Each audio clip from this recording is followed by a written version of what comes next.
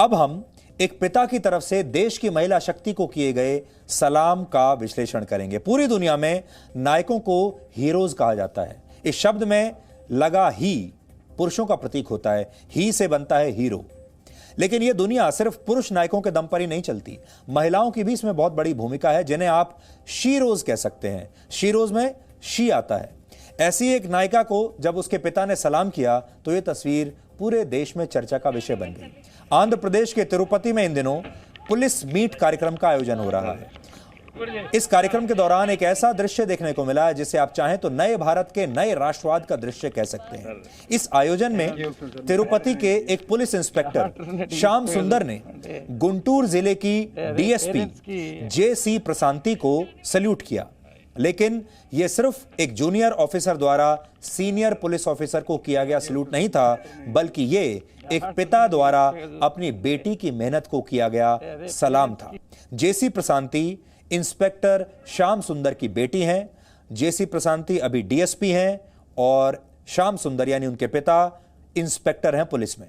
श्याम सुंदर जब बड़े अधिकारियों का स्वागत कर रहे थे तभी उनकी बेटी से उनका परिचय हुआ।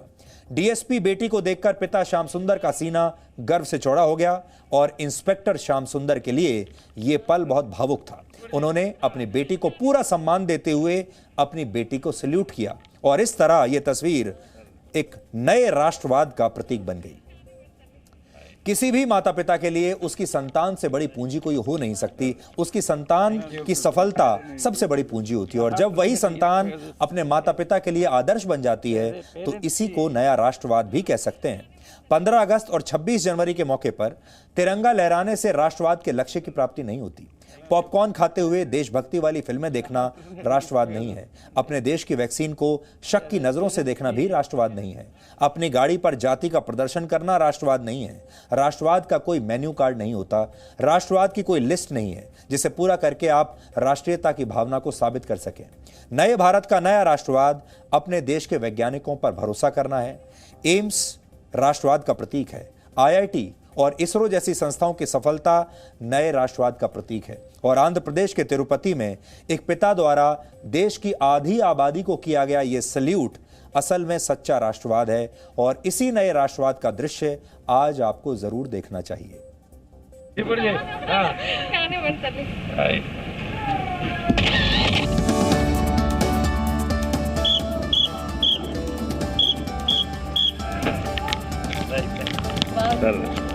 Thank you sir. मेरी डॉटर ने डीएसपी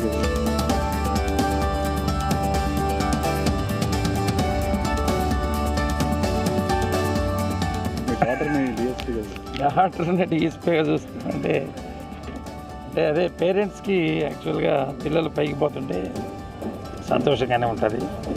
మన పిల్లలకి మనము సెల్యూట్ చేయడం అనేది సంతోషమే. పిల్లలు మనకు చేస్తే అంత ఆనందంగా ఉండదు, కానీ మనం పిల్లలకి చేసి పిల్లలు ఇంకా ఎదుగుతున్నారంటే చాలా సంతోషం. ఇప్పుడు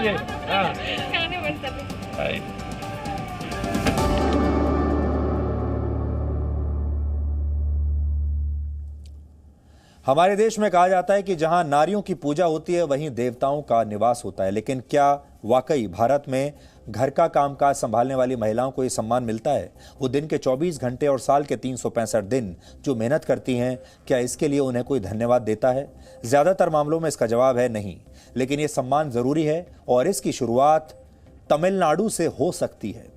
तमिलनाडु में इस साल विधानसभा चुनाव होने वाले हैं, लेकिन उससे पहले अभिनेता से नेता बने कमल हासन ने एक बड़ा वादा किया है। उन्होंने कहा है कि अगर चुनाव में उनकी पार्टी जीत गई तो वो राज्य में गृहिणियों को हर महीने सैलरी देंगे। हालांकि ये वेतन कितना होगा इस पर अभी कोई जानकारी नहीं दी गई है, लेकिन जो महिलाएं घर पर रहती हैं उन्हें समाज की तरफ से कई बार नजरअंदाज कर दिया जाता है। उनके काम को उतना महत्व नहीं दिया जाता जितना महत्व काम पर जाने वाले पुरुषों को दिया जाता है। इसलिए कमल हासन ने गृहिणियों को हर महीने सैलरी देने का वादा किया है। जब कोई कंपनी बाजार में अपना प्रोडक्ट बेचने के लिए जाती है तो उस प्रोडक्ट का एक यूनिक सेलिंग पॉइंट होता है जिसे आप यूएसपी कहते हैं। ये वो खासियत है जिससे एक प्रोडक्ट दूसरों से अलग बनता है। लेकिन ऐसा लगता है कि कमल हासन ने भी यही किया है। उन्होंने गृहिणियों को वेतन देने का वादा करके इसे अपनी पार्टी का यूएसपी बना दिया। और कुछ लोग तो ये भी कह रहे हैं कि एक तरह का लालच है जिसकी मदद से वो तमिलनाडु में गृहिणियों के वोट खरीदना चाहते हैं। हालांकि कुछ नेताओं ने इसके लिए कमल हासन की तारीफ भी की है। अब इसमें दो तरह के लोग हैं हमारे देश में जो बट गए हैं। एक वर्ग उन लोगों का है जो कह रहा है कि गृहिणियां इतना काम करती हैं लेकिन उन्हें इसके बदले में वो महत्व नहीं मिलता और उनके काम की एक्नॉलेजमेंट नहीं होती। गृहिणियां जो घर में काम करती हैं और हम गृहिणियों को बहुत हल्के में लेते हैं। गृहिणी जो होती है उसे हम समझते हैं कि ये तो गृहिणी है, और जो पुरुष काम करते हैं बाहर उन्हें ज़्यादा महत्व दिया जाता है। दूसरा वर्ग उन लोगों का है जो ये कह रहे हैं कि कमल हासन जैसे लोग गृहिणियों के वोट को खरीदना चाहते हैं। और आप तो जानते हैं हमारे देश के नेता हर चीज़ मुफ्त में लोगों को देकर वोट खरीदना चाहते हैं। कभी मुफ्त में चावल देते हैं, कभी मुफ्त में मिक्सी देते हैं, कभी मुफ्त में और कोई सामान देते हैं। इस घोषणा से अलग एक महत्वपूर्ण बात यह है कि घर संभालने वाली महिलाएं ये सब अपने परिवार के प्रति प्यार की वजह से करती हैं और प्यार की कोई कीमत नहीं होती।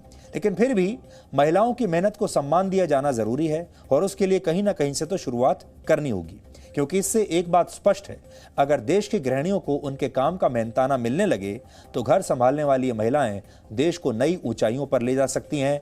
ये उनके लिए एक सम्मान होगा, एक एक्नॉलेजमेंट होगी कि वो वाकई देश के लिए भी काम कर रही हैं।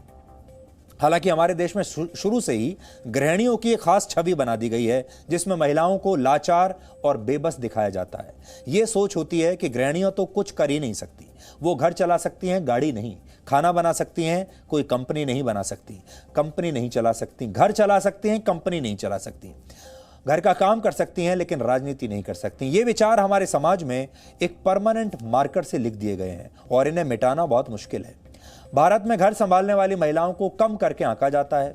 चुनावों में अक्सर गृहिणियों को लुभाने के लिए मुफ्त साड़ियों का ही लालच अभी तक दिया जाता था। उन्हें मुफ्त में चूल्हा और गैस सिलेंडर देने के वादे होते हैं। महिलाओं को मुफ्त में चप्पलें बांटी जाती हैं कहीं किसी राज्य में, यहाँ तक कि कुछ राज्यों में तो सिंदूर, मंगलसूत्र, सिलाई मशीन, रसोई में काम आने वाली मिक्सी और बसों में मुफ्त सफर का लालच भी गृहिणियों के लिए दिया जाता है। घर की देखरेख करने वाली महिलाओं से हमारे समाज को बहुत कम उम्मीदें होती हैं। कई राज्यों में गृहिणियों को हीन भावना से भी देखा जाता है, लेकिन कमल हासन ने इसमें बदलाव लाने की बात कही है। तमिलनाडु में 22 लाख गृहिणियां हैं और ये महिलाएं सभी राजनीतिक पार्टियों के लिए एक बड़ा वोट बैंक रही हैं। लेकिन सिर्फ घर संभालने वाली महिलाओं को तनख्वाह देकर उनका हक नहीं दिलाया जा सकता, बल्कि इसके लिए जरूरी है कि देश की आधी आबादी को वो पूरा हक मिले जिससे उन्हें वर्षों से दूर रखा गया है। महिलाओं के आत्मसम्मान को लेकर जी न्यूज़ अपना कर्तव्य आज से नहीं बहुत लंबे समय से निभा रहा है। आपको याद होगा कुछ दिन पहले हमने इस पर एक पहल की थी और हमें लगता है कि देश की आधी आबादी को पूरा सम्मान देना ही सच्चा राष्ट्रवाद होगा। आज हम आपको अपनी इसी मुहिम का एक ट्रेलर दिखाना चाहते हैं। इससे आप भारत में महिलाओं की अहमियत को बहुत अच्छी तरह से समझ जाएंगे। हमारी कोशिश ये है जी न्यूज़ के जरिए कि हम देश में हर गृहिणी को सलाम करें, उसे ये बता सकें कि वो हर सम्मान के योग्य है, वो भी राष्ट्रवाद का हिस्सा है, वो भी नेशन बिल्डिंग में यानी राष्ट्र के निर्माण में अपनी बहुत बड़ी भूमिका निभा रही हैं। और हर उस महिला को भी हम सलाम करना चाहते हैं जो इस देश के लिए कुछ भी कर रही है। और राष्ट्रवाद जब हम बात करते हैं, राष्ट्रवाद तब होता है जब राष्ट्र बनता है, और एक देश को राष्ट्र बनाने के लिए ये बहुत ज़रूरी है कि उस देश की महिलाओं को पूरी तरीके से सशक्त बनाया जाए। अब बड़ा सवाल यह है कि इसमें मीडिया कितनी भूमिका निभा रहा है। अब हम आपको बताना चाहते हैं कि हमारी इसमें क्या भूमिका है। पहले आप ये एक छोटा सा ट्रेलर देखिए।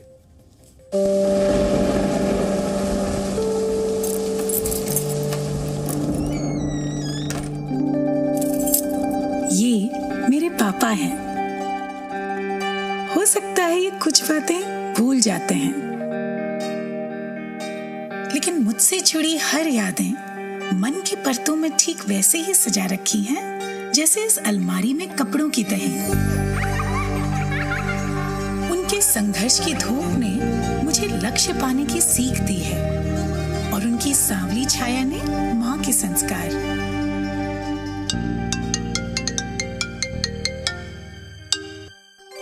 प्रणाम पापा। जीते रहो। आज तो हाँ पता है, आज आपके लिए बहुत स्पेशल दिन है। आज मैं आपको बहुत मिस कर रही हूँ पापा। इतिहास में ऐसा पहली बार हो रहा है जब लेफ्टिनेंट के परिवार वाले पासिंग आउट परेड का हिस्सा नहीं बन पाए, लेकिन कोरोना काल में 130 करोड़ भारतीय उनसे यही कहना चाहते हैं, विजयी भव। पापा कहते हैं कि संभव की सीमा जानने के लिए असंभव से आगे निकलना पड़ता है, और योद्धा वही है जिसके मन में गौरवशाली परंपराओं के लिए सम्मान हो और जिसके कंधों पर अपने देश का अभिमान हो। Ladies and gentleman, lieutenant Anjali Kumar.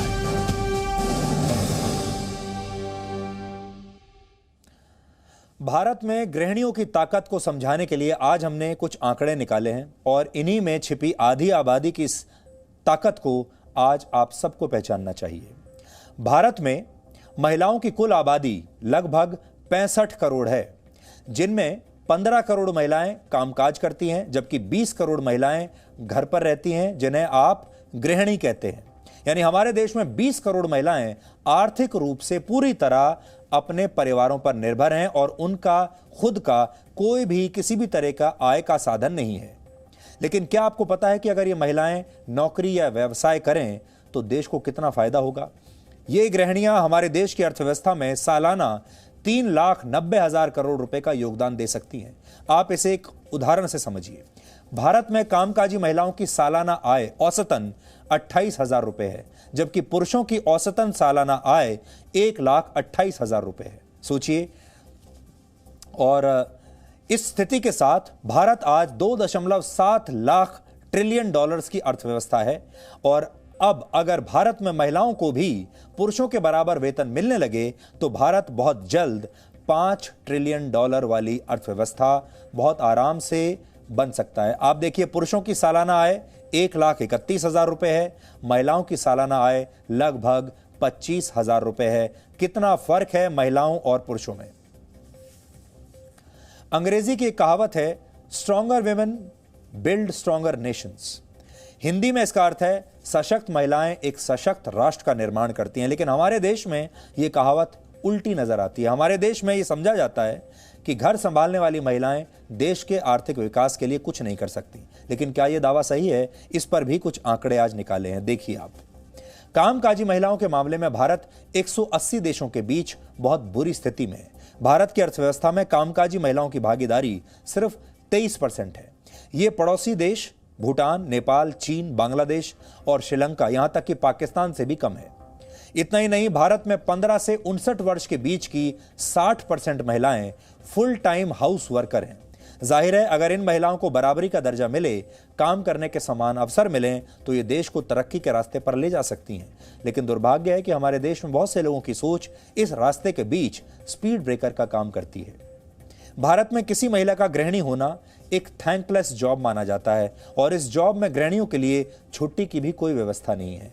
ये बात इसलिए भी दुखद है क्योंकि हमारे ही देश में पुरुषों को हर 15 दिन में काम से एक छुट्टी मिल जाती है, कम से कम इतनी तो मिलती ही है, जबकि पूरा जीवन घर संभालने वाली महिलाओं को इस तरह से एक छुट्टी भी नहीं मिलती। भारत में महिलाओं की जो छवि है उसके पीछे फिल्मों का भी बहुत बड़ा रोल रहा है। कुछ फिल्मों में तो महिलाओं की ताकत को दिखाया जाता है, लेकिन ज्यादातर में उन्हें बहुत दीनहीन और पुरुषों पर निर्भर महिला के रूप में ही दिखाया जाता है। उदाहरण के तौर पर 1957 में आई फिल्म मदर इंडिया ने महिलाओं की एक अलग छवि लोगों के दिमाग में बनाई। ये एक सुपरहिट फिल्म थी जो एक ऐसी गृहिणी पर आधारित थी जो कई मुश्किलों का सामना करते हुए अपने बच्चों को पालती है, अपनी मेहनत और लगन से भारतीय नारी की नई परिभाषा स्थापित करती है, और फिर भी अंत में भले ही अपने गुंडे बेटे को स्वयं मार देती है। इसी तरह आपको निरूपा रॉय भी याद होंगी। 70 और 80 के दशक में निरूपा रॉय ने कई फिल्मों में एक मां और एक गृहिणी का किरदार निभाया। फिल्मों में उनकी भूमिका को काफी पसंद किया गया, और उनकी भूमिकाएं भी लगभग फिल्मों में इसी तरह की हुआ करती थी जैसा अभी हमने आपको बताया। और यही फिल्में देख देख कर हमारे देश के लोग आगे बढ़े हुए और वो गृहिणियों को ऐसे ही देखने लगे। भारतीय सिनेमा में हमेशा से गृहिणियों के किरदार को जगह दी जाती है, और कहा जाता है कि हमारा समाज महिलाओं को गृहिणियों के किरदार से में ज्यादा पसंद करता है।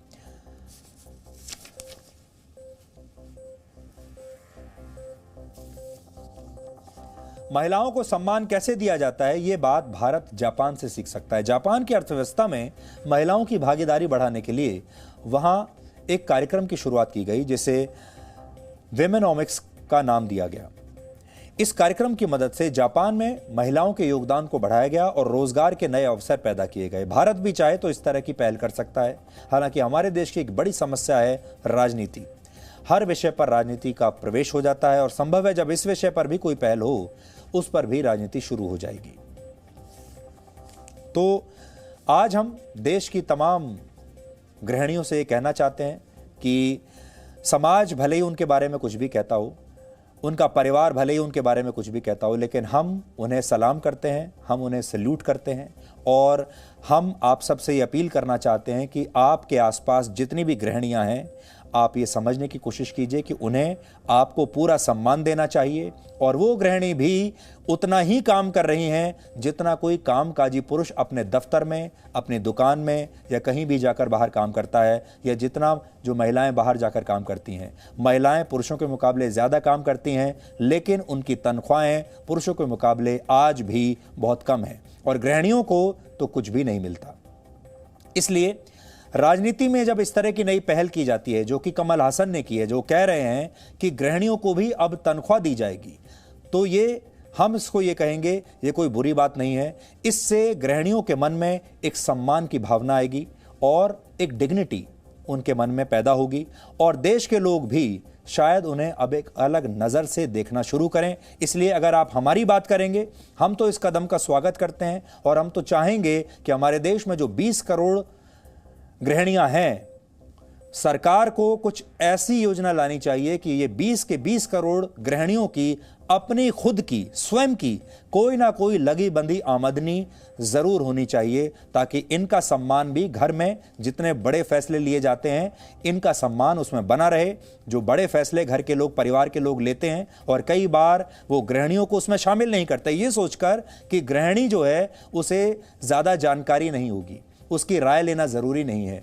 ये बात गलत है। अगर आपके घर में ऐसा हो रहा है, आपके आसपास आपके रिश्तेदारों के घर में हो रहा है, दोस्तों के घर में हो रहा है, तो इसे तुरंत रोकने की कोशिश कीजिए। और हीरोज़ के बाद अब शीरोज़ की बारी है और देश की हर गृहिणी जो अपने परिवार का पूरा ध्यान रखती है, दिन रात मेहनत करती है, वीकली ऑफ नहीं लेती है, तनख्वाह नहीं लेती है, वो आपसे सिर्फ सम्मान चाहती है। ऐसे शीरोज़ को आप सलाम कीजिए और ये जितनी भी शीरोज़ हैं, जितनी भी गृहिणियां हैं, ये भी हमारे देश को आगे बढ़ाने में और हमारे देश को एक मजबूत राष्ट्र बनाने में उतनी ही भूमिका अदा कर रही हैं। इसलिए हम आप सब की तरफ से आज इन्हें सलाम करते हैं, आप भी कीजिए।